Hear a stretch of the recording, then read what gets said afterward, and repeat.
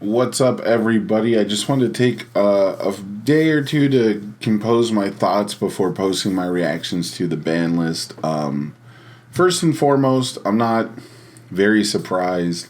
I didn't think anything was going to get banned or errataed besides the day zero functional erratas that we pretty much already knew about. But I was hopeful. I was very hopeful for pretty much exactly one ban or errata overall, though I know that there's quite a few things that people take issue with in the current format. But there was one card overall that I thought really needed to be hit, and it's the one I'm going to talk about the most. And that card, of course, is Combined Firepower. Combined Firepower, pretty simple card. It's a 1 difficulty action. It doesn't count towards progressive when you play it. You can play it from your discard pile, and then when you play it, it'll mill 4 cards, and you get bonus damage equal to the non-foundation cards. So to activate it, you do have to remove a card from the game. I guess it doesn't have to be from anywhere specific, which is part of what makes it so strong, right? But it does have to be to pay a cost. So a little limited. It seems like a very fine card in a vacuum by itself. I don't think this card is very offensive at all. It kind of asks you to build your deck in a non-traditional way because foundations are typically the most common card in a deck. They make up the majority of a deck. At most, it's an action card that gives +4 damage, which not the craziest amount. Sugar Rush, right? We've lived through Sugar Rush being a rarely played card, which that's another card I thought was going to be like a solid 1 or 2 of, but it's just very situational, right? So Combined Firepower has the added benefit of the situation not mattering a whole lot. It doesn't remove itself from the game like Sugar Rush. It doesn't count towards progressive like other action cards, so when you play it, it doesn't have a whole lot of impact on the rest of your turn. But I think what's really pushing it over the edge now is the card Science Bros. So Combined Firepower combines with a lot of cards that say when they enter the discard pile, remove them for cost, do a thing. Now that thing is very simple stuff for the most part. It's seal a card, it's bonus damage. It's bonus damage on your next attack. Rarely you get like minus speed from avoiding conflict, but that is just another needle in the haystack. So I think that this strategy was already strong and it was different. And I have stood behind quote unquote different play styles as much as I can. I don't think the game has to be strictly attack a bunch of times, block a bunch of times, and that's the only way to play the game. Cooking up one big attack is something that's cool, though it should take, an investment of resources and maybe attacks that set it up. Maybe there should be an expectation of attacks that lead you to the goal of playing one big attack later, but I digress. And so I've not wanted to hate on Firepower too much. There's quite a few people who find the gambling element, the randomness of it, fun. So, when it comes to discussions like this, I try to leave subjective arguments out of it. Just saying it's unfun is not the best argument. However, Combined Firepower is where I make this case. And it is very much a culmination of everything. So let's talk about the Science Bros interaction first.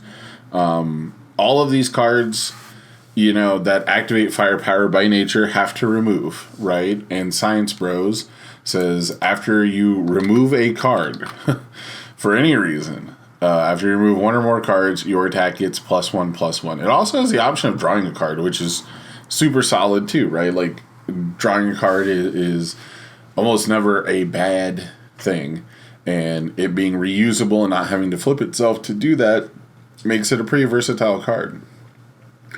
And so when you play Combined Firepower, right, let's say you are trying to add at least 2 damage to your attacks. Let's say you're trying to get 2 to 3 hits per combined firepower. Now, the thing about the death package is it changes the definition of a hit, right? Combined firepower says, I want to hit a non-foundation card to get a benefit. Now, with the death package from Attack on Titan, with cards like Unabashed Manner, which, flew under the radar, didn't really have a home until these kinds of decks, the definition of a hit is now 12 foundations in your deck. Arguably, the best hit off combined firepower is a foundation, is loss of consciousness.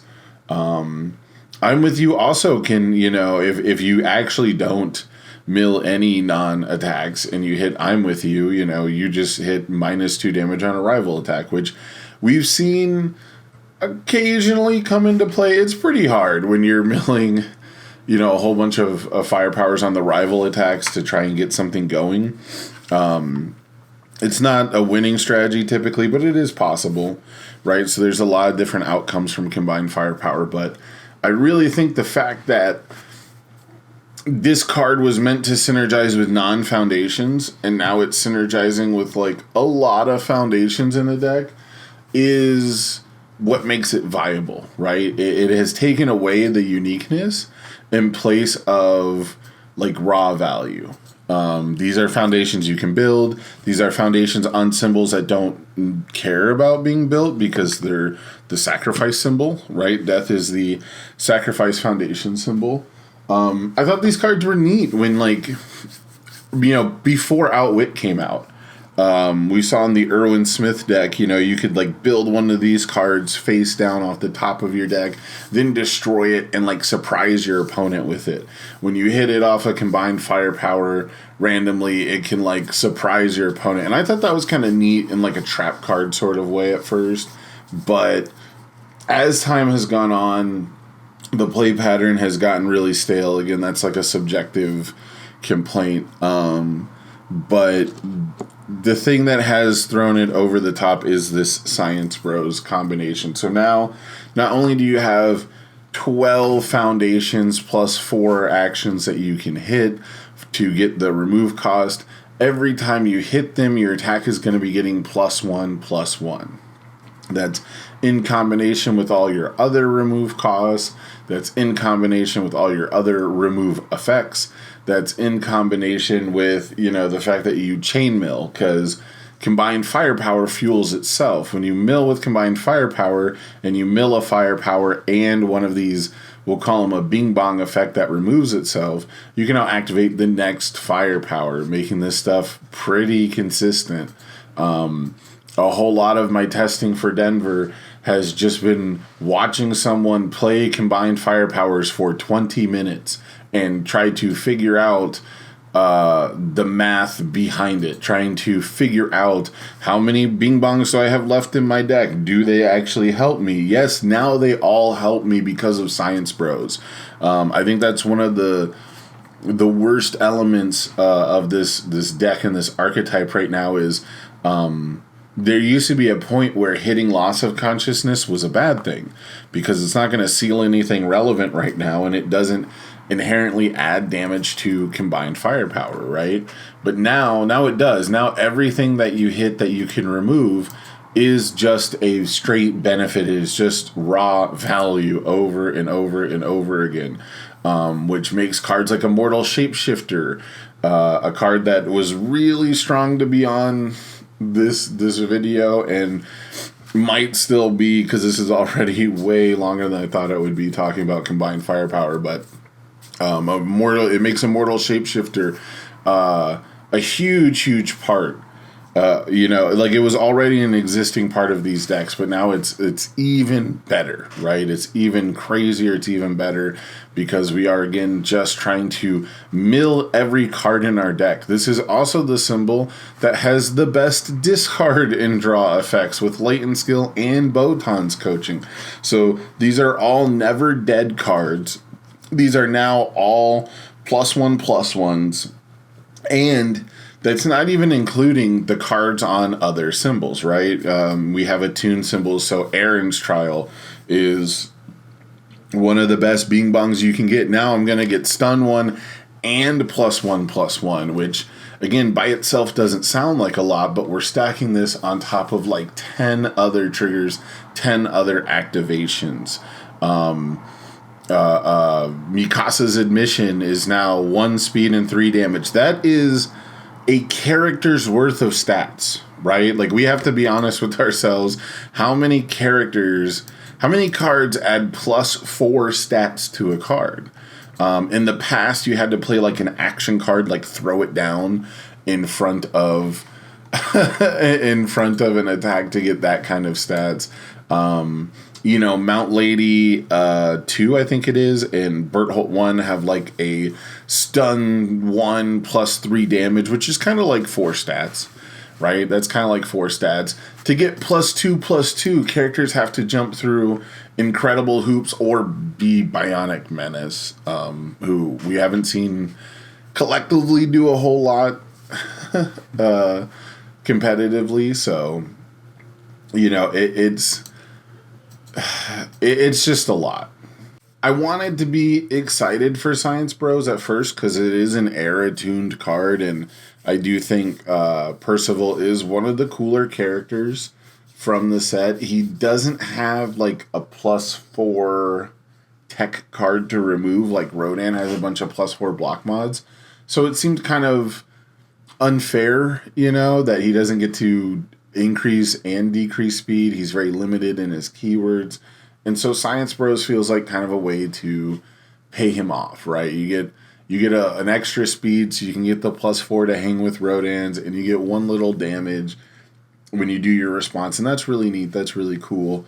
But then as soon as we start playing firepowers behind it, as soon as we start milling like upwards of 15, 16 cards out of our deck, we start hitting all the discard and draw effects, and all of a sudden our attack is +10 speed, +25 damage. It's way more consistent than it ever needed to be.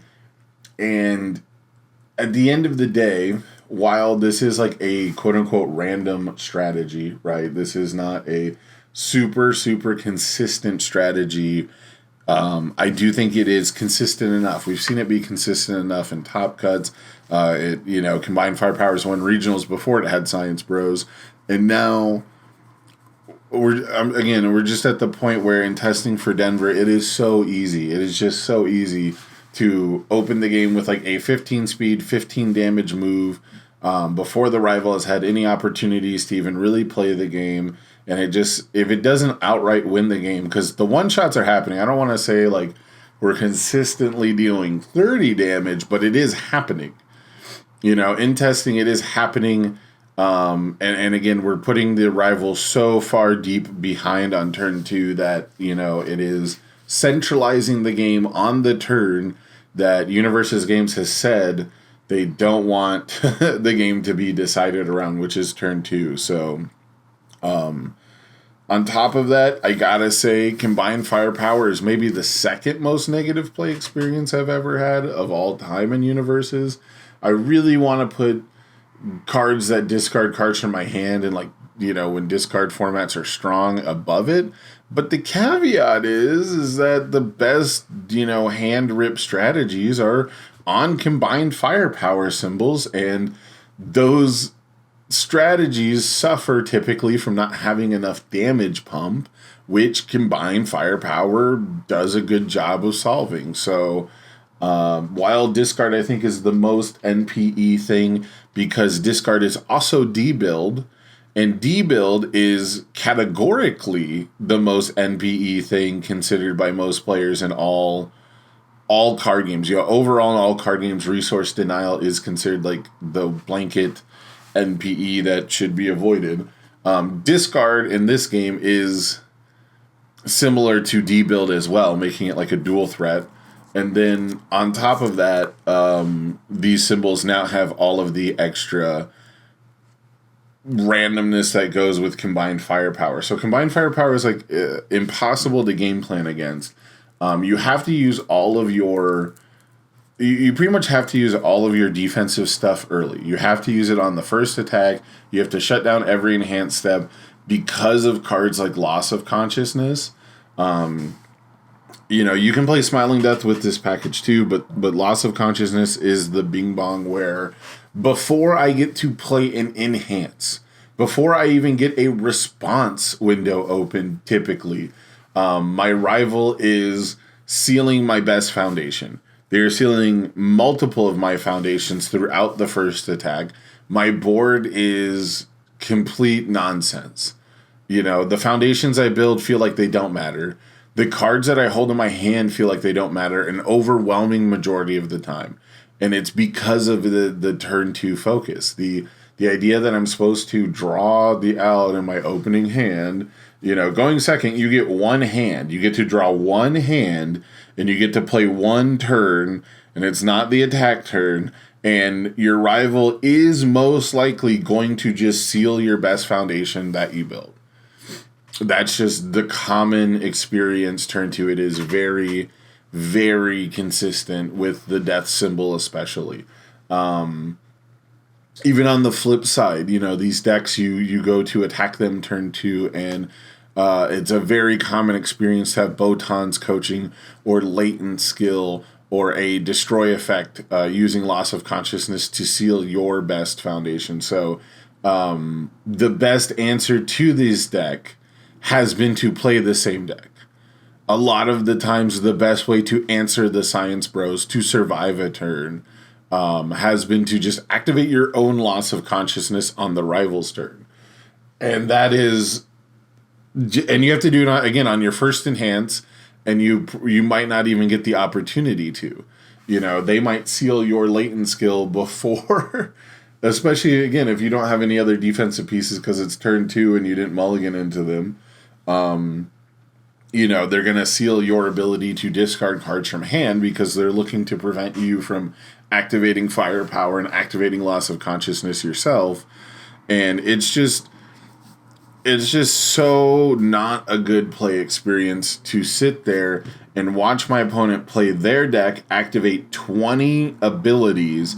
It takes 20 minutes to do so, and I have to sit there, and I can't even scoop. I can't even have the decency of knowing I should scoop because it is a random effect, and there is a chance that it doesn't pan out for them.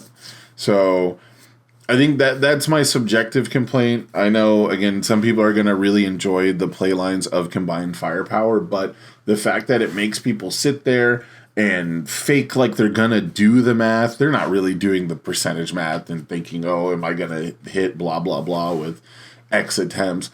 They're just sitting there and thinking, are these in my deck? Is there Loss of Consciousness still in my deck? Have I removed 4 of them? Are 4 of them accounted for? No, they're going to do it. They're just going to do it. They're just going to go for it so much of the time. And Science Bros makes it very worthwhile to go for it pretty much all of the time. Because again, the average Combined Firepower deck now is going to have 20 cards that activate Science Bros and activate Combined Firepower at a minimum. I would say average. I shouldn't say 20 average. I should say like 20 minimum, right? Because it's I'm with you. It's Loss of Consciousness. It's avoiding conflict. And then it's either Science Bros and Mikasa's admission, or you've even got actions, right, that trigger on remove costs. There's plenty of actions. Percival with Queen Historia, remove, commit a rival foundation. Percy responds, commit a rival foundation. Respond Science Bros for +1/+1. Activate Combined Firepower, and then start firepowering, on the rival's turn even to tap them out is like such a potent Percival combo. Luckily, he's a 7-hander who pays life, so Percival's actually pretty balanced in the sense that trying to do all that stuff defensively means your rival can probably just check like 2 or 3 5s and kill you. But I digress again. It's just, avoiding conflict. That's the other one I forgot. Yeah, I'm with you, Loss of Consciousness, avoiding conflict. You've got Aaron's Trials, Mikasa's admission. There's so much going on, right? There's so many things that bing bong that care about being removed now. And overall, it just takes too long. Just like this whole 20-minute segment, it just takes too long. This card needs to be changed. It needs to be reduced on its impact. It needs to be errata to giant only, or you can only play one of it per turn or something. I think the one of it per turn sucks. I think if you don't want to just outright ban it, making it like a Godzilla giant only thing is fine. But at the end of the day, this is the number one issue I have with the format, and it is power level. It is 100% power level, but it's also play experience. And, I don't know which one you value higher between play experience and power level when it comes to thinking about bans and erratas, but I personally would think that they are the two highest. Whichever one you put number one, I think that those are number one and number two respectively. Those are basically the only things I think that really comes into play when it comes to should we ban or errata a card. So combined firepower is my biggest gripe. It was the number one thing I was looking for. It's been my least favorite thing to play against for the better part of a year.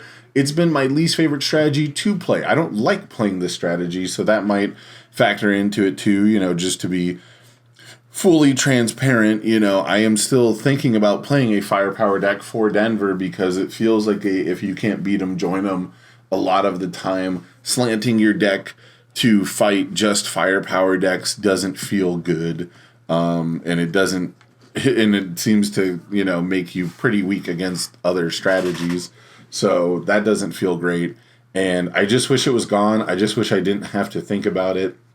If there's any card I would ban and remove immediately, it's just firepower. Other cards that I think need to get looked at or should be looked at, probably Immortal Shapeshifter. It is the enabler and the synergy all in one. It sets up a lot of the other cards that I would talk about, right? Like Weapon Clash is pretty annoying.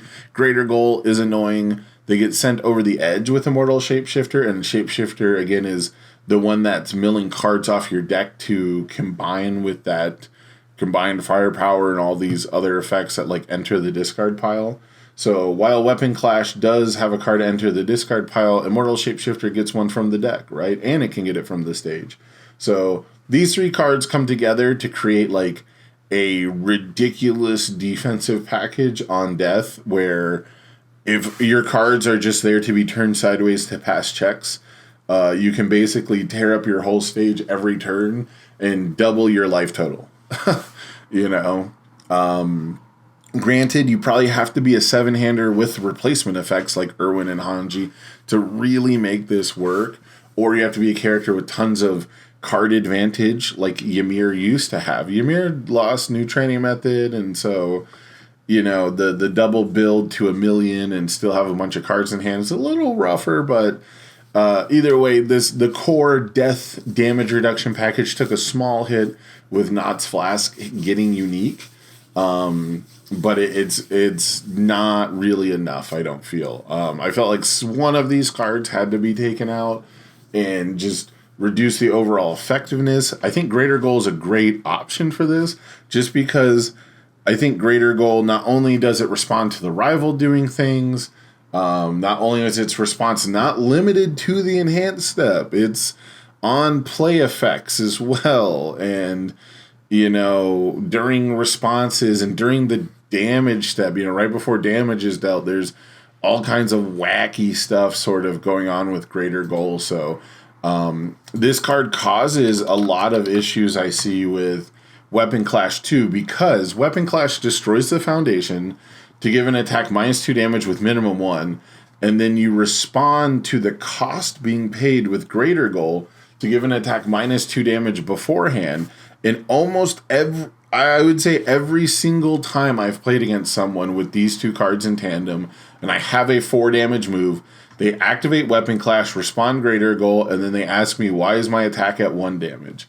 And it's because the Greater Goal negative applies first, then the Weapon Clash with the minimum 1 negative will apply, and every single tournament, all 3 regionals, every nationals that I was either a part of or watched, so all but 1 nationals, I have heard of someone saying that they forgot that Weapon Clash had a minimum 1 and it changed things. It would have changed things one way or the other.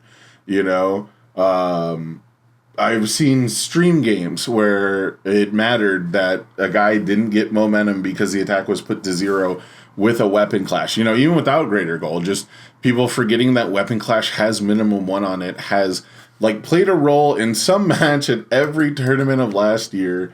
And the greater goal is just going to exacerbate that issue.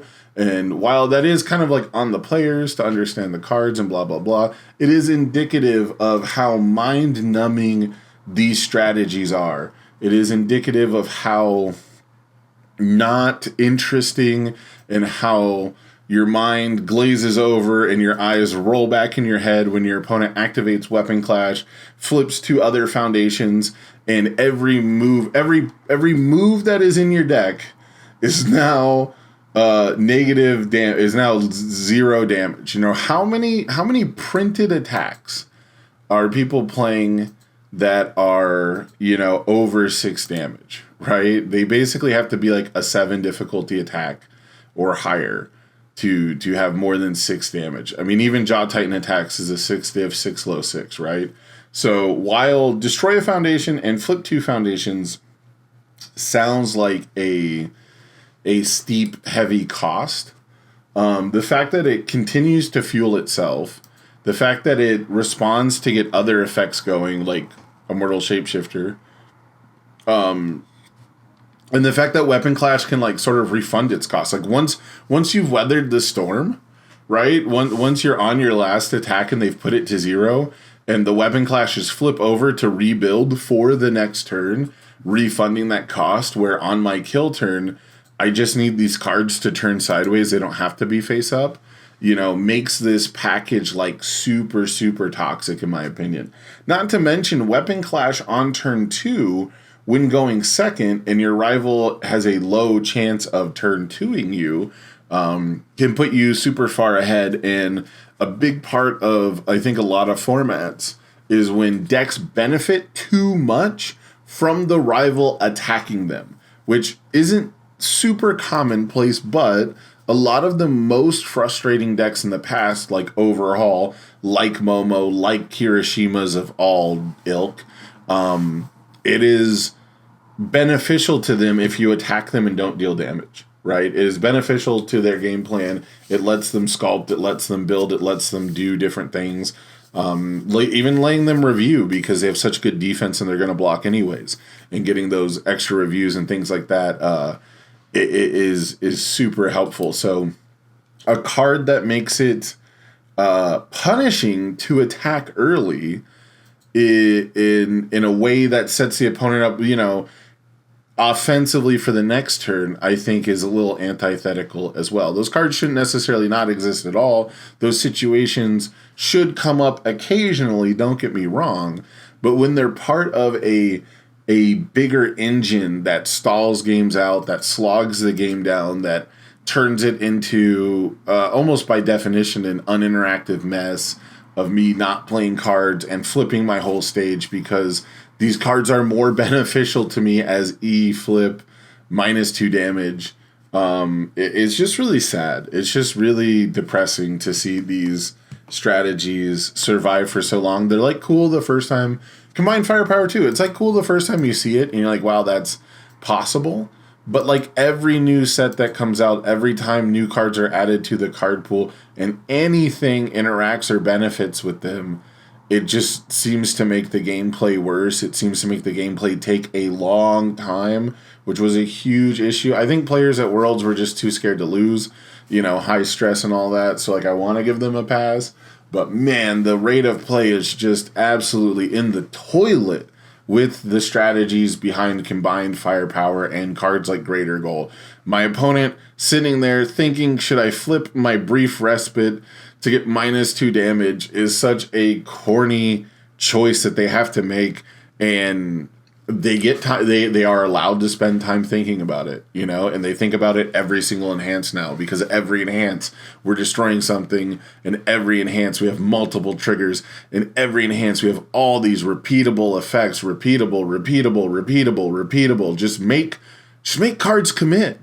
Flipping isn't enough because we're just going to play cards that also commit and destroy them. Just make them commit for cost, man. Like, how bad how bad is it to print a card that's just E-commit -4 damage? We have Pay to Life -4 damage, which is E-commit -2 damage, which we've seen isn't playable, especially as attacks become bigger and bigger to overcome all of this damage reduction to deal 34 damage to the six-handers, which is its own video. Like, coming back from health power creep is, I think, almost impossible. So, anyway, the death package for offense and defense, I think, needs to just get hit because it's leading to unfun play patterns. Unfun as well. We'll say walk the dog.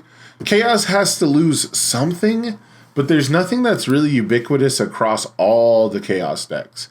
Chaos actually, I think, took a big hit. It didn't do very well at Worlds at all because Godzilla's not in the best place. Mimic got hit, so maybe they were like character driven, but Chaos just has so many good cards, man. It just has Determined Advance, Vast Hybrid, Smashing Stomp's already playable. We still see Blue Flame Torment getting in there.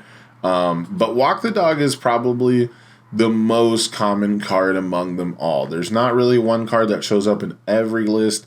Somehow people don't play Determined Advance in their Chaos attuned decks, even as a one-of. So I can't say it appears everywhere, but Walk the Dog probably appears more than any of those other cards. Maybe Bass Hybrid might be up there too, but I feel like that's like a cool little tech piece, and it's on the later end of its legality, so I feel like that one's kind of necessary. Although if you did take Vast Hybrid away from Chaos decks, I couldn't complain too much. It would suck to see Air lose it because, you know, that's my favorite symbol, but that's bias, so whatever.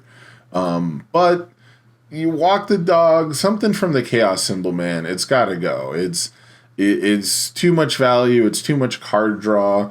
I'm seeing Chaos decks get like 8 momentum turn 2. And you might be like, yeah, but that's a high roll. And it's like, is it though? Is it really a high roll for characters like Allura, for example? And Chaos Attuned has all the cards that add momentum now. So it's just, yeah, I don't know what I would hit exactly from Chaos. But if we're saying that the card that's most commonly signed up, it's got to be Walk the Dog. Behind that, you know, all the card draw that it has access to between Fearsome and Horrifying, attuned symbols. When you mix and match Chaos and Void attuned, there's actually so much card draw. If you really wanted to replace Chivalrous, although I don't see too many people play it because of it doesn't have the defensive part, but the diplomacy card from lower decks that says both players draw a card, you can combine that with the other Void lower decks card that says after you discard a card, draw a card. And it's not hard to hit like a Botons and draw 3 or something. You know, it's not hard to hit Fearsome Transformation and another one diff in the same turn, and you drew, you know, double the amount of cards that you were supposed to for your one diff. So something's got to go. Walk the Dog's another card draw element. It punishes the opponent a little too much for blocking. Stunning the rival out is like a strategy that should be competitively viable, in my opinion. But Walk the Dog is too much of a payoff for it. So we'll say Walk the Dog, but anything from the Chaos decks really that you think would hit most, if not all of them, I think you could throw on the list. But I think that Chaos has faded so much from like the hyper competitive season that we just had after hitting the characters. Like, what was the only Chaos character in top 16? It was just Barlow playing Jean Kirstine, right? Like, that came out of nowhere. People weren't expecting it, but it's just, at the end of the day, it's just like the value package on Chaos, right? It was Walk the Dog, Vast Hybrid, Deception Dagger, Rapid Speed Slash, you know, draw a card or get a momentum, pretty sick card. And it had Armor of the Wolf to finish people off, which, surprised we don't see more Armor of the Wolf, so maybe that's a good sign for Chaos. All the Godzilla decks were like in the bottom part of the top 32, so, you know, maybe Chaos doesn't have to take a hit on this list, but it probably would have been good if you're hitting all the other strategies. I think one thing we forget is the grass cutting measure, right, where there's a new tall blade of grass. So I would hit something off the Chaos decks. And then other than that, I think that there's a lot of really personal cards that people would hit. I don't think there's anything else that really dominates too heavy. There's enough asset hate generally for vertical maneuvering equipment. Only Chaos decks are really abusing that card. Oh, we do have to hit the Bing Bongs that draw cards. All right, that's the last one. Pony is still too ridiculous.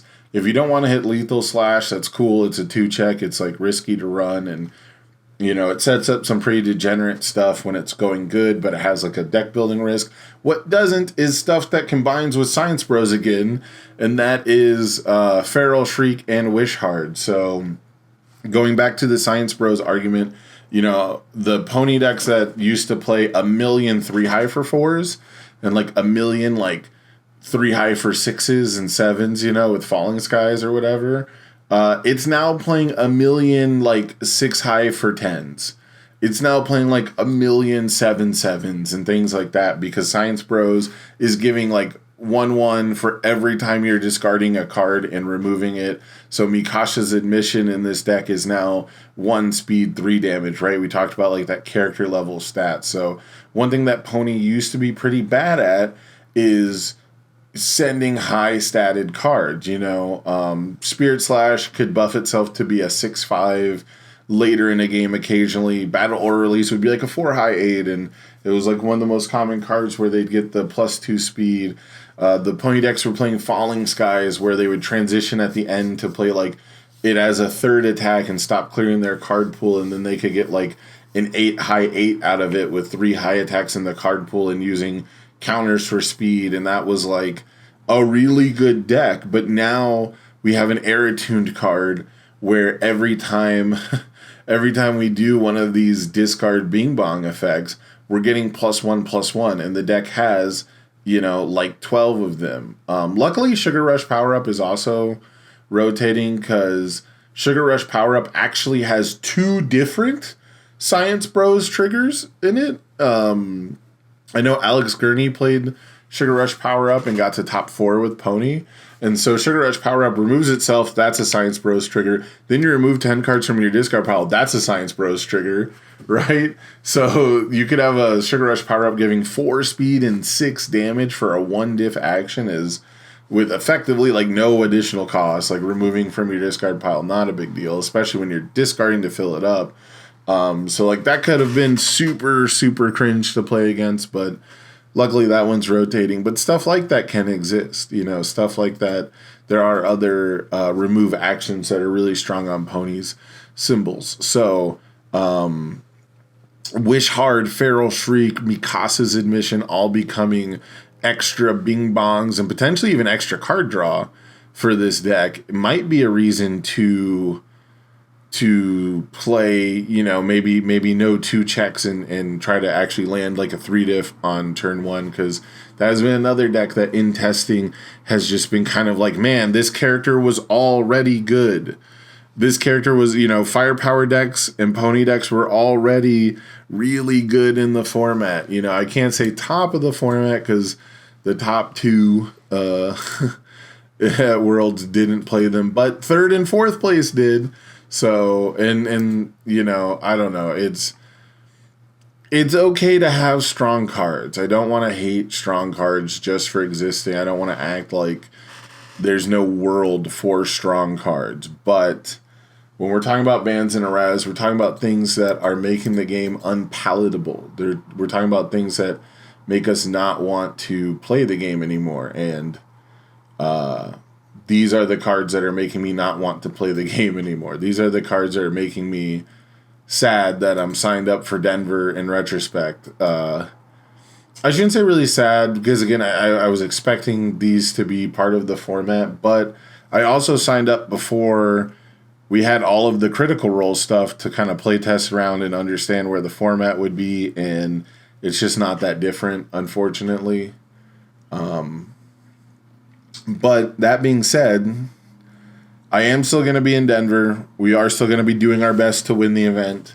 Again, combined firepower strategies are not unbeatable. They're not like winning every single event and things like that. So we'll just have to navigate where we're at. and find the best deck for Denver. But these are the cards. This is kind of my thoughts on where we would be. Please, if you haven't already signed up, if you made it through this whole video, thank you. But if you haven't signed up for the Ace Arena yet, please do so. It's a standard tournament with Critical Role legal. It's going to be on TTS Saturday, March 8th. Here's all the info on screen. First and second place are going to get a Heroes of Exandria booster box. So it's the same number of wins, guys. I don't know if the math broke down for people. It's 32 players, but it's the same number of wins to win a box as 16 players from the first Ace Arena. Because in that one, you had 16 players, you had to win 4 games, and you got a box of Critical Role. In this one, there's 32 players, but if you win 4 out of 5 rounds, you still get a box of Critical Role because you'll be second place. So the math hasn't really changed. We're just opened it up to more people. So as of right now, there's only 11 people signed up. Really hoping to break at least 16 again. So please, if you haven't signed up, sign up for that. It's going to be an awesome time. And again, $10. Win 4 games. You don't have to get a good Swiss record, man. This is we're giving away these boxes so easily at these events.